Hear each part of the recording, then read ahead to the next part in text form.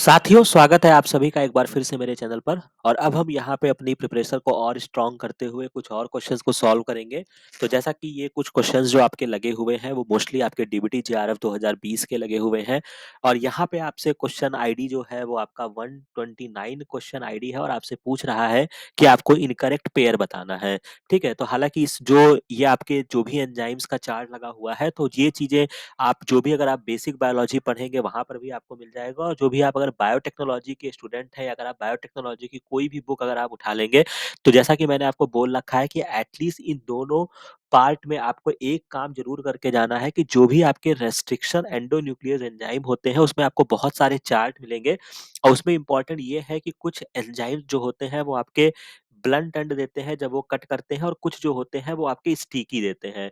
Mostly जो होते हैं वो आपके स्टिकी देते हैं, ब्लंट वाले जो हैं वो कुछ कम ही एंजाइम है। तो जो आपके ब्लंट एंड एंजाइम्स देते हैं उनका नाम याद रखिएगा क्योंकि एग्जाम में आपसे सीधा क्वेश्चन पूछा जा सकता है या उनका सीक्वेंस आपसे कह दिया जाएगा कि बताइए। तो ऐसे केसेस में आपको कोई भी टीचर या कोई भी चीज़ें आपको उतना हेल्प नहीं कर सकता है, इसमें आप अपनी हेल्प स्वयं कर सकते हैं क्योंकि ये चीज़ें आपको डेली रिकॉल करनी पड़ेगी, समझ रहे हैं? और ये एक इम्पोर्टेंट चार्ट है जो आपको हर जगह मिल जाएगा, तो इस पर्टिकुलर चीज़ को आज से अभी से इसी क्षण से तैयार करना शुरू कर दीजिए। और दूसरी चीज़ें होती है कि जो आप एंजाइम्स यूज़ करते हैं फॉर द बायोटेक्नोलॉजी, तो इसमें बहुत सारे एंजाइम्स आपका नाम आता है जिसमें आपका एल्कलीन फॉस्फेटेज आता है जो कि हमने इसका ज़िक्र किया था। बहुत सारे क्वेश्चंस को हमने सॉल्व किया था। वहाँ पे हमने इस एंजाइम्स का ज़िक्र किया हुआ है। इसके अलावा हमने डीएनएज़ 1, डीएनए पॉलीमरेज़ बहुत सारे तरीके के एंजाइम्स जो होते हैं वो बीटी में यूज़ किए जाते हैं। तो ये 2 चीज़ों को आपको याद करना है और वहीं से ये क्वेश्चन आपका सॉल्व हो जाएगा। तो जैसे कि आपका पहला दिया गया है एल्कलीन फॉस्फेटेज़, तो जैसा कि नाम में ही फॉस्फेटेज़ है यानी कि ये क्या करेगा फॉस्फेट ग्रुप को रिमूव करेगा फ्रॉम द डीएनए। तो ये बात आपकी बिल्कुल सही है। हालाँकि ये आपका किसी भी मॉलिक्यूल से कर सकता है, डीएनए से भी करता है मोस्टली जब हम बीटी में यूज़ करते हैं। इसके अलावा जो आपका डीएनएज़ 1 होता है जो कि क्लीव करता है only double stranded DNA molecule.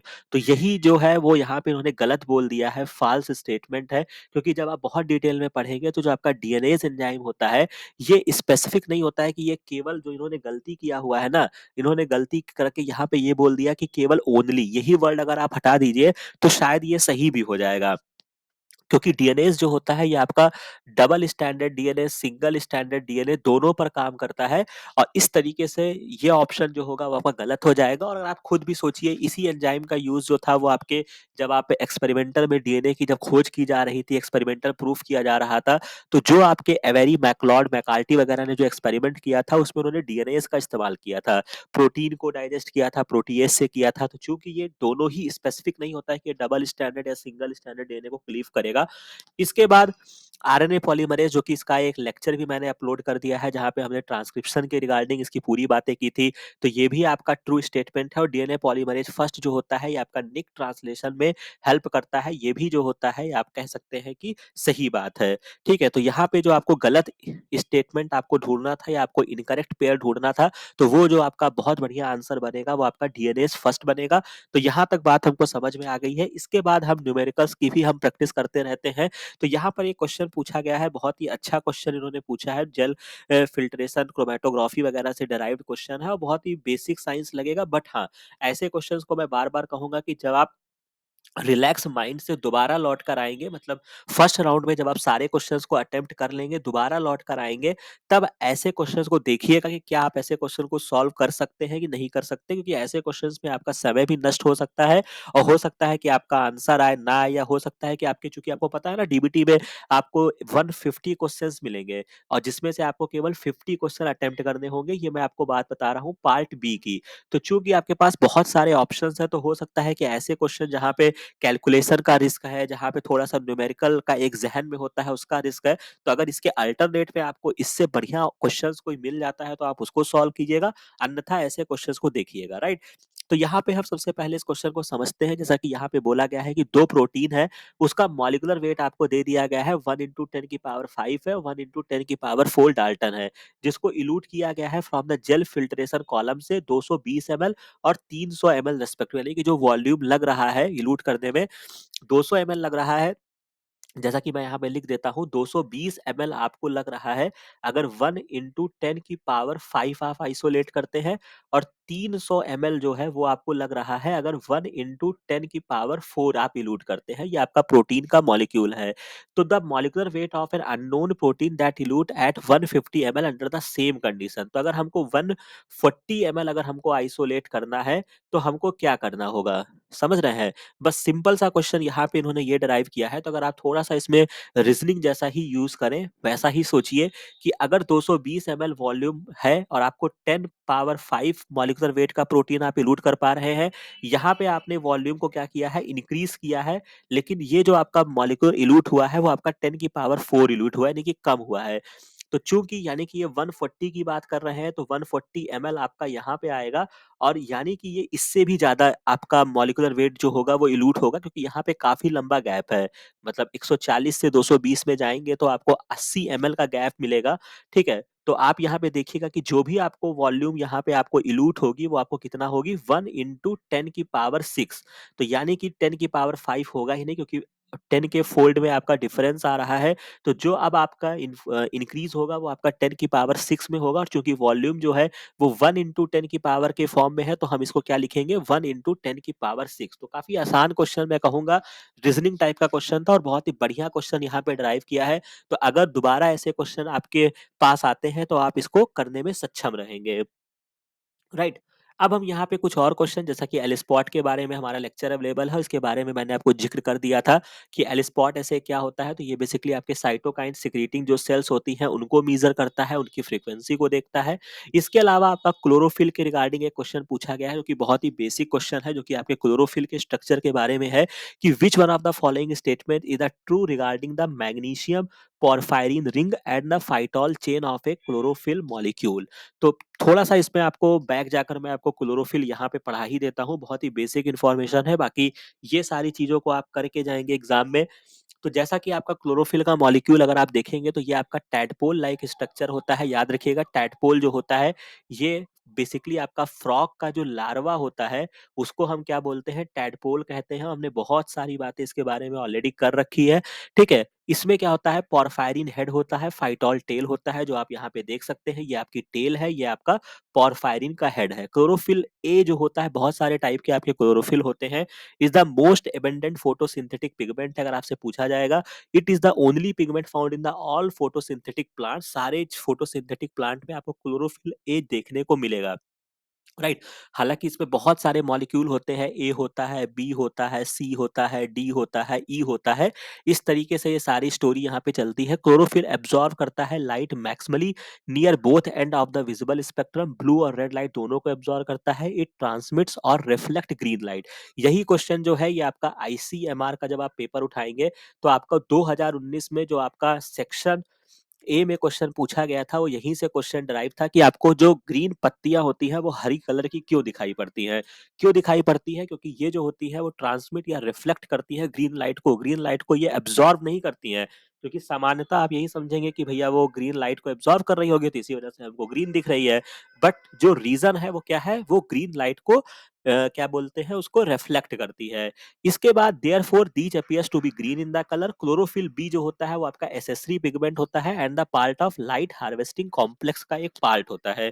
ठीक है, तो ये आप याद रखें, क्लोरोफिल ए जो होता है वो आपका मोस्ट एबंडेंट होता है। यहाँ पे ए और बी में तुलना की गई है। ये आपका ब्लू ग्रीन कलर को एब्जॉर्ब करेगा, या आपका येलो ग्रीन दिखेगा, या जो भी है इंपेरिकल फार्मूला आपको देखने को मिलेगा। और यहाँ पे जो इंपॉर्टेंट चीज है, यहाँ पे जो क्लोरोफिल में जो आपका मॉलिक्यूल होता है वो आपका मैग्नीशियम पाया जाता है। ठीक है, और इसके रिगार्डिंग हमने आपको ऑलरेडी पहले ही पढ़ा चुके हैं, पॉरफायरिन की बायोसिंथेसिस आप जाके देख सकते हैं, वहां पे हमने इसके बारे में डिस्कस किया था, और ये आपकी वेवलेंथ के बारे में दिया हुआ है।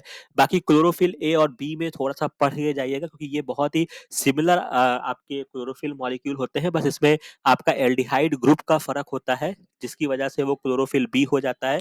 तो ये आपका स्ट्रक्चर है जो कि आप जरूर देख कर जाइएगा, क्लोरोफिल ए और बी को एक बार समझिएगा, इसके स्ट्रक्चर को। ठीक है, अब हम यहाँ पे देखते हैं कि पोरफायरिन हेड की प्रॉपर्टी देख लेते हैं। तो क्लोरोफिल जो होता है ये complex ring structure chemically related to the porphyrin like group found in the haemoglobin and cytochrome. तो क्लोरोफिल मॉलिक्यूल जो होता है वो आपका सिमिलर होता है हीमोग्लोबिन एंड साइटोक्रोम। अब यहाँ पे इंटरेस्टिंग बात ये है कि आपके क्लोरोफिल में मैग्नीशियम है, हीमोग्लोबिन में आपका आयरन होता है और साइटोक्रोम में आपके आयरन कॉपर दोनों हो सकते हैं, या जो कि ये अपना कॉम्प्लेक्स होता है। ठीक है, site of the electron rearrangement when the chlorophyll excited होता है, तो यहीं पर ही इलेक्ट्रॉन का रीअरेंजमेंट होता है। तो आपसे पूछा जाएगा नेक्स्ट टाइम कि इलेक्ट्रॉन्स का जो चक्कर होता है वो कहाँ पे होता है, वो आपके हेड ग्रुप में होता है। Cyclic tetrapyrrolic structure with non ionic magnesium atom, यहाँ पे नॉन आयोनिक मैग्नीशियम एटम याद रखिएगा। जो यहाँ पे लिंकेज होता है वो आपका मैग्नीशियम से होता है। तो ये बहुत ही इंपॉर्टेंट क्वेश्चन है और एग्जाम में बहुत बार सेक्शन ए में आपको बेसिक इन्फॉर्मेशन में आपको मिल जाएगा। और जो आपकी फाइटॉल टेल होती है ये आपकी लॉन्ग हाइड्रोकार्बन टेल होती है, almost always attach to the ring structure. तो यानी कि जब आपका हमने लिपिड की बाय लेयर आपको पढ़ाई थी तो हमने आपको वहां पे बताया था कि कोई भी मॉलिक्यूल होगा उसमें आपकी जो हाइड्रोकार्बन की टेल होगी वो क्या होगी, आपकी हाइड्रोफोबिक कह सकते हैं, या वही जो होती है वो लिपिड से अट्रैक्टिव होंगी, या क्या हो सकती है, इसको दूसरे शब्द में हम क्या बोल सकते हैं, लाइपोफिलिक बोल सकते हैं। ठीक है, यहीं पर ही आपका क्वेश्चन छुपा हुआ था। Anchor the chlorophyll to the hydrophobic portion of the thylakoid से ये अपना रिलेशन बनाती हैं, या उससे कह सकते हैं कि बॉन्ड फॉर्मेशन करती हैं। Major type of the chlorophyll a b c d e, या बैक्टीरियो क्लोरोफिल ए और बी पाई जाती है। बाकी एक चीज मैं आपको यहाँ से एक बात बता देता हूँ जो कि आपको बहुत ही बेसिक इन्फॉर्मेशन है। ये सारे फार्मूलेज आपको मिल जाएंगे ए बी सी डी का, लेकिन क्लोरोफिल ई का फार्मूला जो है वो नॉट नोन है। ठीक है, इसका कोई फॉर्मूला नहीं होता है, मतलब ये केमिकल फॉर्मूला अगर आप देखेंगे। बाकी इसको आप, ये एक इंटरेस्टिंग बात है जिसको आप देखिएगा। बाकी रिसेंट में डिस्कवर हो गया हो तो अलग बात है, बट बहुत दिनों तक अभी तक इसका फार्मूला आपको नोन नहीं था। ठीक है, तो एक बात ये याद रखिएगा, बाकी क्लोरोफिल ए और बी को थोड़ा अच्छे से पढ़ के जाइएगा एग्जाम में। बाकी मोर मोर और लेस यहाँ पे आपका कवर कर दिया गया है। तो यहाँ पे जो आपसे पूछा जा रहा था, हम इस क्वेश्चन के पार्ट के तरफ आते हैं कि सबसे पहली बात कह रहा है कि दोनों ही या तो लाइपोफिलिक हैं, या कह लीजिए कि आपके दोनों ही हाइड्रोफिलिक हैं। तो ऐसा कुछ नहीं है, क्योंकि एक तो आपका हाइड्रोफिलिक होगा या लाइपोफिलिक होगा। तो जैसा कि हमने अभी यहाँ पे इस क्वेश्चन के माध्यम से जो हमने यहाँ पे समझा है, हमने ये समझा है कि जो आपकी टेल है वही आपकी हाइड्रोकार्बन की टेल है। तो यानी कि ये क्या होगी, आपकी लाइपोफिलिक होगी। तो यानी कि जो आपकी फाइटॉल की जो चेन है वो आपकी लाइपोफिलिक होती है, और जो मैग्नीशियम होता है ये आपका हाइड्रोफिलिक होता है। तो यहाँ तक बात आपको समझ में आ जाएगी, और यही जो होगा इसका करेक्ट आंसर होगा। आगे से आप याद रखेंगे। और इसी पार्ट में हमने क्लोरोफिल को भी समझ लिया है बहुत अच्छे से। और आपके लिए जो होमवर्क है मैं कहूंगा वो आपके लिए ये है कि आप क्लोरोफिल ए और बी के स्ट्रक्चर को देख लीजिएगा। यहाँ पे बस केवल एल्डिहाइड ग्रुप का फर्क होता है, सीएचओ ग्रुप का फर्क होता है, बाकी सारी चीजें मोर और लेस सिमिलर होती हैं। क्लोरोफिल ई का फॉर्मूला नोन नहीं है, इसको भी देख लीजिएगा, हो सकता है कहीं पर आपको सेक्शन ए वगैरह में क्वेश्चंस मिल जाए। बाकी मोर और लेस सारी चीजें यहाँ पे आपकी कवर कर दी गई हैं। तो यहाँ पर आपको इसका एक्सप्लेनेशंस मिल गया होगा, समझ में आ गया होगा। इसके बाद आपसे पूछा गया है कि एक क्वेश्चन आपसे पूछा गया है कि आर्टिफिशियल स्वीटनर जो कि आपका एस्पार्टेम होता है एंजाइमेटिकली प्रोड्यूस्ड किया जाता है। तो सबसे पहले आप एक चीज और समझ लीजिएगा कि ये जो आपका एस्पार्टेम होता है ये आपका आर्टिफिशियल स्वीट होता है। मतलब चूंकि आपको पता है ना कि फ्रक्टोज नेचुरल होते हैं, तो बहुत सारे ऐसे भी बनाए गए हैं जो मीठे रहेंगे लेकिन बहुत ज्यादा वो बॉडी को हार्मफुल नहीं होंगे। तो उसी में ही जो आपका एक ड्राइव किया गया है जो कि केमिस्ट्री के माध्यम से या बायोकेमिस्ट्री के माध्यम में जो हम पढ़ते हैं, वो आपका एस्पार्टेम होता है। बेसिकली ये डाई पेप्टाइड होता है। जैसे हमने बहुत सारे ट्राई पेप्टाइड जो कि हमने पिछले बार से आपको रटाते चले आ रहे हैं कि ट्राई पेप्टाइड का जब एग्जाम्पल आता है तो हम उसमें किसका नाम लेते हैं, ग्लूटाथियोन का लेते हैं। ठीक है, उसी तरीके से जब आपको डाई पेप्टाइड का एग्जाम्पल आएगा तो आपको किसका नाम लेना है, एस्पार्टेम का भी ले सकते हैं।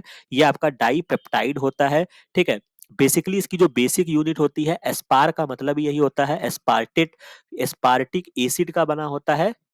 ठीक है, और एस्पार्टेम एस्पार्टिक एसिड और किसका बना होता है, ये फेनाइल एलानिन का बना होता है। ठीक है, एस्पार्टेम, ठीक है, फेनाइल एलानिन का बना होता है। और इसको एक बार देख लीजिएगा थोड़ा सा, जहां तक मुझे रिकॉल आ रहा है आपका फेनाइल एलानिन, एस्पार्टेम तो करेक्ट है, फेनाइल एलानिन का ही बना होता है। तो ये आपका डाई पेप्टाइड होता है। पहली चीज़ ये आपका बहुत ज़्यादा स्वीटनर होता है जिसको हम कैसे प्रोड्यूस करते हैं। तो बेसिकली इसके जब आप बायोसिंथेसिस पढ़ेंगे या आप जो भी इसकी पूरी बायोटेक्नोलॉजी पढ़ेंगे, तो वहाँ पर जो एक एंजाइम यूज़ किया जाता है वो आपका थर्मोलाइसिन यूज़ किया जाता है। बाकी जो आपके रिमेनिंग एंजाइम है अगर आप उनके बारे में भी जानते हैं तो भी आप इस क्वेश्चन को ट्रेस कर सकते थे। जैसा कि आपका ये रेनिन एंजाइम है, यहाँ पे ये भी बहुत ही इंपॉर्टेंट एंजाइम है, इसको भी हम यहाँ से समझ लेते हैं। आपके जब भी आप बायोलॉजी सिस्टम पढ़ेंगे, बायोलॉजी पढ़ेंगे, वहाँ पे आपको 2 रेनिन मिलेंगे। एक आपका सिंगल एन होता है और एक आपका डबल एन होगा। आप इन दोनों में डिफरेंस समझ लीजिए। ये जो एंजाइम होता है ये बेसिकली आपका किडनी से निकलता है, ठीक है? ये क्या करता है, ये आपका ऑस्मो रेगुलेशन करता है, ठीक है? और ये आपको जेजीए पाथवे वगैरह में आपको देखने को मिलेगा जहाँ पे रास एंजियोटेंसिन मैकेनिज्म वगैरह होती है। तो ये जो सिंगल एन होता है ये आपका एक तरीके से कह सकते हैं कि ऑस्मो रेगुलेशन में हेल्प करता है। और जिसमें डबल एन होता है ये आपका एक क्या होता है, मिल्क डाइजेस्टिंग एंजाइम होता है, ठीक है? इसको बहुत अच्छे से याद रखिएगा, मिल्क डाइजेस्टिंग एंजाइम होता है जो कि बच्चों में पाया जाता है, ठीक है? चिल्ड्रंस में पाया जाता है, ठीक है? और ये जो एंजाइम होता है ये एडल्ट्स में नहीं होता है। इसी वजह से जो हम लोगों में क्या होते हैं, हम लोग लैक्टोज इंटॉलरेंस हमारे में देखा जाता है, ठीक है? इंटॉलरेंस होता है क्योंकि हम मिल्क का डाइजेशन नहीं कर पाते, क्योंकि जब हम एडल्ट हो जाते हैं तो ये एंजाइम हमारे सिस्टम में नहीं होता है, लेकिन ये बच्चों में पाया जाता है। इसीलिए इसको याद रखिएगा कि आपका मिल्क डाइजेस्टिंग एंजाइम है जिसमें आपका डबल एन है। तो ये आपका रेनिन हो गया। लाइपेज जो होता है ये आपका लिपिड को डाइजेस्ट करने के लिए होता है, कॉमन सी बात है। और बीटा गैलेक्टोसाइडेज जो होता है ये आपका डी गैलेक्टोज के डाइजेशन वगैरह में कह लीजिए, या आप लैकोपेरॉन पढ़ते हैं वहां पे आपको देखने को मिलता है। लैक जेड जीन जो होता है तो ये उसका संबंध है। तो यहाँ तक आपको क्लियर हो गया होगा, कोई समस्या नहीं आएगी, ठीक है? तो यहाँ से आप भी इस क्वेश्चन को ट्रेस कर सकते थे। तो यहाँ पे जो इसका करेक्ट आंसर बनेगा वो थर्मोलाइसिन बनेगा। इसके अलावा एक क्वेश्चन जो कि ये भी आपका इंफॉर्मेटिव बेस्ड है, जो कि आगे से आप ध्यान रखिएगा। Nucleoside isolated from a Caribbean sponge जो है, कैरिबीन स्पंज है जिसका नाम है Cryptotethya crypta, were the basis of the synthesis of the antiviral. ये कोई एक एंटीवायरल बनाने में यूज किया जाता है। तो कौन सा एंटीवायरल है, उस ड्रग का क्या नाम है? सबसे पहले यहाँ पे जो नेक्स्ट टाइम आपसे पूछा जा सकता है, हो सकता है आपसे सीधा पूछ लिया जाए कि कौन से स्पीसीज से हम आइसोलेट करते हैं कोई एक एंटीवायरल है, तो ये आपका स्पंज है, याद रखिएगा। इस पर्टिकुलर स्पीसीज का नाम याद रखिएगा। तो बेसिकली होता क्या है कि जब भी आप, जैसे आपने एंटीबायोटिक पढ़ा होगा, तो हर चीज का एक सफिक्स होता है बेटा।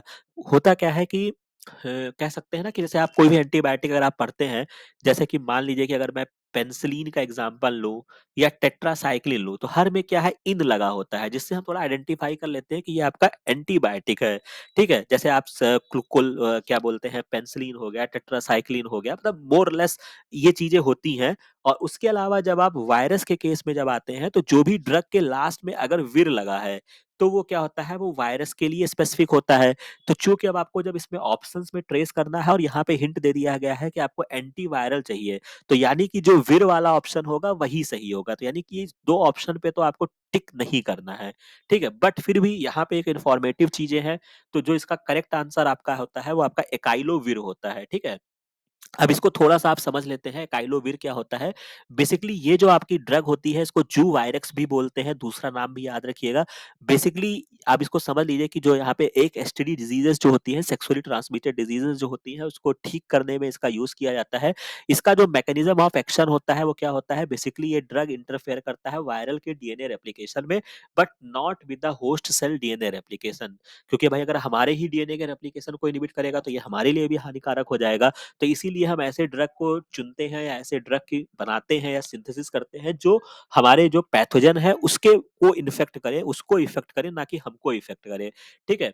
तो एकाइलोविर, या इवन मैंने आपको जो वायरस का लेक्चर है मेरा, अगर आप वहां पे जाके अगर आप देखेंगे, तो वहां पे मैंने इस बात को एक्सप्लेन किया हुआ है कि वायरस कैसे अपना जो ड्रग्स होती है वो कैसे इनके रेप्लिकेशन को प्रभावित करती हैं, ठीक है? एकाइलोविर जो होता है speeds the healing and sometime reduce the pain of initial genital herpes infection. तो ये आपका एक सेक्सुअली ट्रांसमिटेड डिजीज है जिसको हम क्या बोलते हैं, जेनाइटल हर्प्स बोलते हैं। इसके बारे में भी हमने आपको एक एसटीडी का लेक्चर मिल जाएगा जो हमने आईसीएमआर के टाइम पे कवर किया था। तो थोड़ा बहुत देख कर जाइएगा। आगे से अगर आपसे नेक्स्ट टाइम जो मुझे लगता है कि क्वेश्चन डराइव हो सकते हैं, वो आपका यहाँ पे इस स्पीसीज का नाम, फंगस का नाम, न्यूक्लियोसाइड्स वगैरह, तो इन्हीं सबको तोड़ मरोड़ के भी एक क्वेश्चन आपका नेक्स्ट टाइम डराइव किया जा सकता है। तो बाकी आपको यहाँ से ये चीजें समझ के जानी है। तो ये चीजों को भी हमने यहाँ पे कवर कर दिया है। इसके बाद कुछ क्वेश्चन और है जैसे कि पूछा गया है कि कौन-सा पोस्ट ट्रांसलेशनल मॉडिफिकेशन जो है वो आपका प्लांट में नहीं होता है। तो जब आप बहुत डिटेल में जाएँगे तो आपको ग्लाइकोसाइलेशन देखने को मिलेगा जो आपका प्लांट में नहीं होता है, ठीक है? तो ये सारी चीज़ें जो इन्फॉर्मेटिव चीज़ें हैं इनको थोड़ा-थोड़ा चीज़ें करके समेटते हुए जाइएगा। इसके अलावा एक क्वेश्चन आपका यहाँ पे 115 पूछा गया है कि comparison of the structure of haemoglobin and myoglobin shows that they have.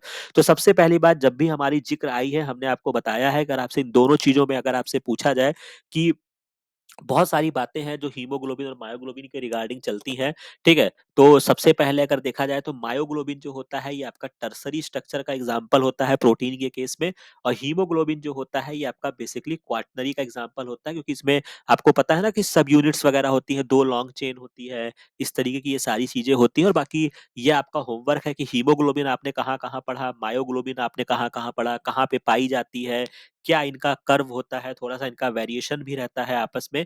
ठीक है? तो यहाँ पे आपका क्या है कि कंपैरिज़न अगर किया जाए तो इसमें क्या होगा? तो सबसे पहली बात है कि जो यहाँ पे बहुत ही बेसिक बातें हैं कि कोई हर चीज़ तो सिमिलर नहीं होगी, तो पहला और दूसरा ऑप्शन यहाँ पे नहीं होगा और यहाँ पे जो करेक्ट ऑप्शन आपका बनेगा वो क्या बनेगा कि different primary structure but similar tertiary structure. अब इसका मतलब क्या है कि चूँकि मैंने आपको बताया था कि कभी भी जब अगर इस बात को हम यहाँ से समझें कि जो आपका प्रोटीन होता है प्रोटीन में आपके पेप्टाइड्स बॉन्ड्स होते हैं, बहुत सारे और भी बॉन्ड होते हैं। जब प्रोटीन का हम डीनेचुरेशन करते हैं, तो हम कभी भी पेप्टाइड बॉन्ड को नहीं ब्रेक करते हैं, क्योंकि वो लीनर फॉर्म में आ जाता है, बट उसके पेप्टाइड बॉन्ड्स लगे होते हैं। क्योंकि अगर पेप्टाइड बॉन्ड ही टूट गया, तो प्रोटीन की आइडेंटिटी खत्म हो जाएगी। तो यानी कि जो प्रोटीन की आइडेंटिटी होती है, वो उसके प्राइमरी स्ट्रक्चर पे डिपेंड करती है। ठीक है? हालाँकि वो फ़ोल्ड होके कैसा टर्शरी, क्वाटरनरी बना रहा है, वो एक बात का बात है। तो यहाँ पे जो आपकी जो मेन चीज़ें होती हैं, वो यहाँ पे चूँकि आपका प्राइम प्रोटीन की आइडेंटिटी के तौर पे अगर हम जाते हैं, तो उनका प्राइमरी स्ट्रक्चर डिफरेंट होगा, लेकिन टर्शरी स्ट्रक्चर जो होता है, वो उनका सेम होता है। तो ये जो होगा, इसका करेक्ट आंसर बनेगा the comparison of the structure of haemoglobin and myoglobin के रिगार्डिंग कि उनका प्राइमरी स्ट्रक्चर जो होता है, वो आपका डिफरेंट होगा, लेकिन टर्शरी स्ट्रक्चर जो है, वो आपका सेम होगा। तो यहाँ तक बात आपको समझ में आ गई। इसके अलावा फोटोसिंथेसिस, रेस्पिरेशन ये तो आपको करके ही जाना है। First stable product of the C3 cycle का फर्स्ट स्टेबल प्रोडक्ट क्या होता है? तो 3 फॉस्फोग्लिसरेट होता है, ये इसको याद रखिएगा। बाकी यहाँ पे अगर आप रिमेनिंग पर जाएँ फॉस्फोइनॉल पाइरुवेट जो होता है, जो कि अभी हमने इसके पिछले लेक्चर में आपको बताया था, ये आपको ग्लाइकोलिसिस में देखने को मिलेगा। रिबोलोज बाइफॉस्फेट अभी आपको देखने को मिलेगा, लेकिन ये आपको C4 के फॉर्म में देखने को मिलेगा। डाइहाइड्रोक्सी एसीटोन फॉस्फेट ये भी आपको देखने को मिलता है ग्लाइकोलिसिस में। ठीक है? तो काफ़ी आसान क्वेश्चन है, बाकी यहाँ पे आप इसको समझ लीजिए C3 पाथवे और C4 पाथवे में अगर हम कंपैरिज़न करें, तो प्राइमरी एक्सेप्टर जो आपका C3 पाथवे का होता है, वो आपका RUBP होता है, जो आपका 5 कार्बन कंपाउंड होता है। C4 में ही आपका 4 कार्बन का एक्सेप्टर होता है। ठीक है? हाँ। तो यहाँ पे आप देख लीजिए primary acceptor of the CO2 जो होता है ये आपका पी पेप होता है जिसको हम क्या बोलते हैं 3 कार्बन कंपाउंड होता है। इसके अलावा जो आपका स्टेबल प्रोडक्ट होते हैं वो आपका 3 PGA होता है 3 फॉस्फोग्लिसरेट। वही क्वेश्चन यहाँ पे आपसे पूछा गया था और यहाँ पर जो होता है वो फर्स्ट स्टेबल प्रोडक्ट आपका 4 carbon compound oxalo acetic acid होता है। इसी वजह से इसका नाम क्या है C4 पाथवे है। C4 पाथवे जब आप पढ़ते हैं तो इसकी जब आवश्यकता पड़ी तो इसमें 2 डिफरेंट सेल्स होती हैं। सेल्स ने अपने आप को डिस्टिंग्विश कर लिया, 2 कंपार्टमेंट बन गए थे। एक आपका मेसोफाइल जो आपकी नॉर्मल सेल्स होती है पत्तियों में और जो इसमें स्पेसिफिक सेल्स आई थी वो आपकी बंडल शीथ सेल्स थी। इसको बहुत अच्छे से पढ़ के जाइएगा। यहाँ पे केवल मेसोफिल सेल्स होती है। C3 पाथवे स्लोवर प्रोसेस होता है, यह आपका फास्टर प्रोसेस होता है। C3 पाथवे में आपके 3 एटीपी कंज्यूम होते हैं, एक CO2 को फिक्स करने में और C4 को कंज्यूम करने में आपके 2 एटीपी कंज्यूम होते हैं। तो ये कुछ बेसिक इन्फॉर्मेशन है, इसको डेफिनेटली करके जाइएगा, एग्जाम में यहाँ पे क्वेश्चंस आपसे पूछा जाएगा। इसके अलावा अभी हमने जो इसके पिछले पार्ट में जो क्वेश्चन अपलोड किए थे गेट वाले क्वेश्चन में, वहाँ पे हमने कॉलचिनिन का नाम लिया था। ठीक है, वहाँ से क्वेश्चन डिराइव हुआ था। बेसिकली वहाँ पे हमने समझा था कि कॉलचिनिन जो होता है वो आपका एंडो रीडुप्लीकेशन कराता है। वही क्वेश्चन यहाँ पे आपसे पूछा गया है। तो यहाँ पे आप देख सकते हैं कि recurrent DNA replication without subsequent mitosis and cytokinesis. तो ये इसका करेक्ट आंसर बन जाएगा। बेसिक सेल साइकिल अगर आप पढ़ेंगे तो वहाँ पे आपको ये देखने को मिलेगा। ठीक है? इसके अलावा एक क्वेश्चन और जो आपका रेस्ट्रिक्शन एंजाइम से मैं बार-बार कह रहा हूँ और ये आपका फेवरेट क्वेश्चन है जो कि 2020 में भी पूछा गया है और ये क्वेश्चन मैंने लगा दिया है शायद आपका जो भी होगा 2021 या 22 का क्वेश्चन है वहां पे भी पूछा गया था कि bacteria protect themselves from phases by producing the following enzyme which fragment the phase genome. तो क्या कैसे अपने आप को वो प्रोटेक्ट करते हैं या कैसे उनको कुल मिला के किल करते हैं, जो भी स्टोरी यहाँ पे आती है और यही क्वेश्चन आपसे डिराइव किया गया है इसी के इर्द गिर्द कि which nuclease of the bacteria is responsible for degrading the genome of the invading lambda phage. मतलब जो आपके इन्वाइड करने वाले आ रहे हैं उनको किससे वो तोड़ता है, तो वो जो होते हैं वो आपके रेस्ट्रिक्शन एंडोन्यूक्लियस से उनको क्लीव करता है। अगर आप ऑप्शंस में जाएंगे टोपो आइसोमरेज आपको डीएनए के रेप्लिकेशन में देखने को मिलता है, यहाँ पे कोई लेना देना नहीं है। एक्सो न्यूक्लियस का भी कोई लेना देना नहीं है। बाकी यहाँ पे अगर आप पढ़ना चाहें कि रेस्ट्रिक्शन एंजाइम्स क्या होते हैं तो 1963 में यहाँ पे डिस्कवर किया गया था Linn and Arber isolated sample of the two type of enzyme responsible for the phage growth restriction. मतलब जो आपका बैक्टीरियोफाज थे जो कि बैक्टीरिया पे ग्रो कर जाते हैं, ठीक है। बैक्टीरियोफाज जो थे वो मतलब एक तरीके के मॉलिक्यूल्स थे, सॉरी इन तरीके के ऑर्गेनिज्म थे जो इकोलाई में ग्रोथ कर रहे थे। तो उसमें क्या था, चूंकि आपका इकोलाई ने प्रोटेक्टिव मैकेनिज्म या डिफेंस मैकेनिज्म के तौर पर क्या किया कि one of these enzyme methylated DNA while the other cleaved unmethylated DNA at a wide variety of location along the length of the molecule. The first type of enzyme was called methylase and the other को हम क्या बोलते हैं, restriction nucleases कहते हैं। ठीक है, तो ये आइसोलेट किया गया था और इसी को ही पर्टिकुलर आपका system DNA recombinant DNA technology में हम क्या करते हैं, इसको यूज करते हैं। तो कुल मिला के होता क्या है कि जो आपके रेस्ट्रिक्शन एंडोन्यूक्लिएजेस होते हैं उसमें क्या होता है कि मतलब एक तो रेस्ट्रिक्ट करना, ठीक है, एक एंडोन्यूक्लियस पार्ट होता है। एंडोन्यूक्लियस जो होता है वो उसके लोकेशन को क्लीव करता जाता है, जो डीएनए का कह सकते हैं कि जो आपका फॉरेन फेज की ग्रोथ को रोक सके, ठीक है। और जो आपके रेस्ट्रिक्शंस का काम करना मतलब होता है कि अपने डीएनए को ना क्लीव हो जाए, बैक्टीरिया भी तो है ना, उसका डीएनए ना क्लीव हो जाए, तो उसी लिए क्या करता है कि उस पे मिथाइल ग्रुप को ऐड कर देता है। तो ये आपके दो कंपोनेंट्स होते हैं, एक आपका मिथाइलेज होता है जो कि मिथाइल ग्रुप को ऐड करता रहता है, ठीक है। और अदर जो होता है वो जो अनमेथाइलेटेड यानी कि जो आपका, चूंकि अपने पर तो वो मिथाइल ग्रुप को लगा देगा और यानी कि फिर वो पहचान जाएगा कि ये फॉरेन वाला डीएनए है, तो फॉरेन वाले डीएनए को क्या करता है, उसको कट कर देता है। पहचानने का जो बेसिक होता है वो आपका मिथाइलेशन होता है, इसको याद रखिएगा। तो वही चीजें यहाँ पे पूछा गया है कि कौन सा एंजाइम वो प्रोड्यूस करता है, bacteria protect themselves from phase by producing the following enzyme which fragment the phase genome. तो ये जो प्रोड्यूस करता है ये आपका एंडोन्यूक्लियस करता है। तो यहाँ पे भी बहुत ही बढ़िया क्वेश्चन डराइव किया गया है। बाकी कभी भी अगर आपसे पूछा जाएगा कि वो अपने आप को कैसे प्रोटेक्ट करता है, तो अपने आप को प्रोटेक्ट करने के लिए उसके पास मेथाइलेज एंजाइम होता है जो अपने ही डीएनए पर क्या करता है, मिथाइल ग्रुप को लगाता रहता है, ठीक है। बाकी इसी चीज को हम these enzymatic tool were important to scientist who were gathering tools needed to cut and paste DNA molecule जब उनकी आवश्यकता होती है। तो इसी को ही हम डीएनए रिकॉम्बिनेंट डीएनए टेक्नोलॉजी में यूज करके बहुत सारे चीजों में हम आगे काम करते हैं, जो आप डिटेल में जब आप इसको पढ़ेंगे तो आपको समझ में आएगा। तो यहाँ तक क्वेश्चन आपको समझ में आ गया है। बाकी हाँ, जब भी आप पढ़ेंगे तो इसका चार्ट जरूर देख लीजिएगा, जो अभी मैंने पिछली बार आपको बताया है। बहुत सारे एंजाइम्स होते हैं जिनका कौन सा रेस्ट्रिक्शन फ्रेगमेंट आपको कहाँ पे देखने को मिलेगा, कौन सा ब्लंट है, कौन सा क्या है, क्या सीक्वेंस है, इसको जरूर पढ़ कर जाइएगा।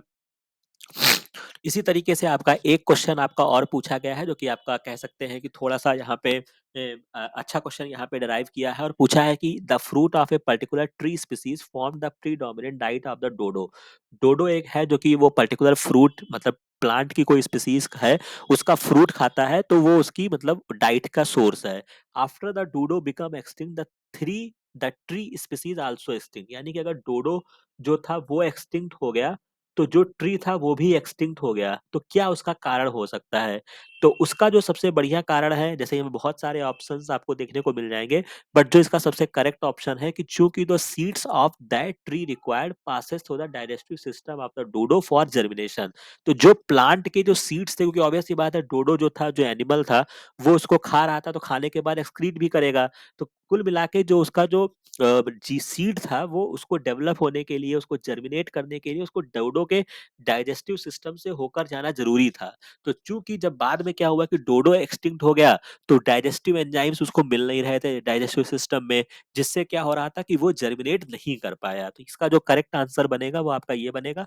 बाकी एक्सप्लेनेशन के तौर पे मैंने यहाँ पे आपको बता दिया है। बाकी बहुत ज़्यादा घबराने की बात नहीं है, ऐसे क्वेश्चंस वहाँ पे आपको उसी समय अगर हिट करता है तो ठीक है, नहीं करता है तो ऐसे क्वेश्चंस को अवॉइड ही करिएगा। इसके बाद आपका एक क्वेश्चन यहाँ पे और देख लेते हैं, which one of the following statement is most relevant to leishmaniasis. तो लीशमानिया भी आपका डिजीज है, जैसे मैंने आपको बोला है, फाइलेरिया है। फाइलेरिया का तो मैंने लेक्चर ही अपलोड कर दिया है, मलेरिया भी मैंने लिटिल बिट कवर किया है, लीशमानिया वगैरह है, ये सब चीज़ों को ज़रूर पढ़ के जाइएगा। तो बेसिकली क्या होता है, लीशमानिया जो होता है ये आपका लीशमानिया डोनोवनाई से होता है, वही चीज यहाँ पे आपसे पूछा गया था। बेसिकली ये सारे डिजीज के वेक्टर्स होते हैं, मतलब जो इसको कैरी करते हैं या इनको फैलाते हैं। जैसे फाइलेरिया और मलेरिया जो होता है ये आपके मॉस्क्यूटो इसको कैरी करते हैं, और लीशमानिया जो होता है ये फ्लाई स्पीसीज होती है, मक्खियों से फैलता है। तो इसमें जो आपकी स्पीसीज होती है ये आपकी सैंड फ्लाई होती है। ठीक है, बाकी इसका साइंटिफिक नेम वगैरह भी याद रखिएगा। तो यानी कि जो इसका करेक्ट आंसर बनेगा, both visceral leishmaniasis and cutaneous leishmaniasis are transmitted by the bite of sand fly. बस इतना चीज आपको याद रखना था और ये क्वेश्चन आपका सॉल्व हो जाएगा। बाकी जो रिमेनिंग ऑप्शन है, leishmaniasis is transmitted by the bite of the female anopheles mosquito, गलत ऑप्शन है। ये जो होता है, पहली बात तो मॉस्किटो से ही नहीं होता है, अगर मॉस्किटो से होता तो ये मलेरिया होता। इसके बाद artemisinin is effective the treatment of leishmaniasis, गलत, क्योंकि आर्टीमेसिन एनुआ ये भी आपका सीएसआईआर का बहुत ही बढ़िया क्वेश्चन है जो मैचिंग में पूछा जा चुका है। ये जो प्लांट स्पीसीज से आइसोलेट करते हैं, ये आपका आर्टीमेसिन जो होता है, ये आर्टीमेसिन एनुआ से आइसोलेट करते हैं। और ये जो ड्रग है ये आपका अल्फा बीटा आर्टीथर है, जो कि बहुत ही इंपॉर्टेंट ड्रग है। सीडीआरआई ने इसको डिस्कवर किया, लॉन्च किया। तो बहुत ही, मतलब कह सकते हैं कि बहुत ही इंटरेस्टिंग चीज है ये। तो मलेरिया से लेना देना है। और इसके अलावा जो आपका कैटल वगैरह दिया गया है कि large domestic animal such as cattle are the principal reservoir of leishmania donovani. तो ऐसा नहीं है, कैटल में नहीं होता, क्योंकि इसका जो रिजर्वायर कह सकते हैं या जिसके वेक्टर हैं वो आपका सैंड फ्लाई है। तो यानी कि जो इसका करेक्ट आंसर आपका बनेगा वो आपका 2686 बनेगा, जो इसका करेक्ट ऑप्शन होगा। और यहाँ तक आपको समझ में आ गया होगा। ठीक है, तो लीशमानिया डोनोवनाई सैंड फ्लाई, और इसी को ही हम फिलोबोटामस भी बोलते हैं। ठीक है, तो जो भी इसका साइंटिफिक नेम है उसको गूगल पे सर्च करके अच्छे से याद रखिएगा। तो आशा है कि यहाँ तक चीजें आपको समझ में आ गई होगी। आज हमने काफी सारे क्वेश्चंस को समझा है। ठीक है, क्लोरोफिल जो कि आज हमने समझ लिया, इसके अलावा कुछ क्वेश्चंस को सॉल्व किए हैं। तो सबसे पहले हम इन चीजों को हाईलाइट करते हुए चलते हैं। ये वाला जो सर ने बताया है, बीटी वाले चार्ट को याद रखना है, restriction enzyme, enzymes, blunt sticky sequence, ये हमारा क्या है, होमवर्क है। इसके अलावा हमने एक न्यूमेरिकल को सॉल्व कर लिया है। इसके अलावा हमने आज क्लोरोफिल के बारे में सारी बातों को बहुत अच्छे से समझ लिया है।